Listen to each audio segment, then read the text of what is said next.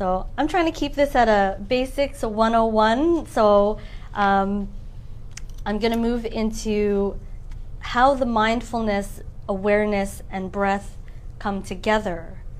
So when you are breathing like this in a way that's more aware, and you're taking that inhale and then you're making that exhale, there's something that comes into the mind when you're just allowing yourself to sit in stillness for however long.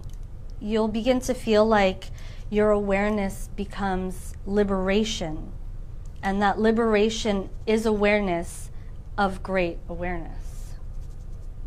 It's all a cycle. Yes. Yeah. And it's just interesting that the more mindful you become of your awareness and how the breath is all attached to that, then, like we were saying, it's easier for you to come back out of a stressful situation, or even maybe something that is going through your mind or your body, for you to just reset. And it really doesn't take that long for you to come back into that peaceful state. Yeah, because I feel like a lot of us are so used to the hustle and bustle and the overdoing and the multitasking that really the simplicity of our breath is really just a reminder to, we're here, it's cool, you got this, and just to tap in back that way. Be more present. Be more present. Cool. Yeah. So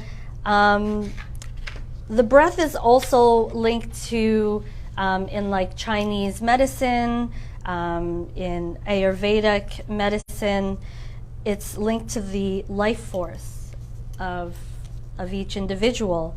So the greater you can just tap into that breath, the more life force you're actually bringing back into your body, which would make sense, because if you're in a high stress, fight or flight mode all the time, and you're breathing really shallow, you're not bringing that oxygen back to your body, and then you might be stuck in a mindset or a mind state that keeps you from really being peaceful, whatever that is, and being present. Yeah, it just changes your oxygen levels and brings up your awareness and probably your alertness too. Yes, 100%.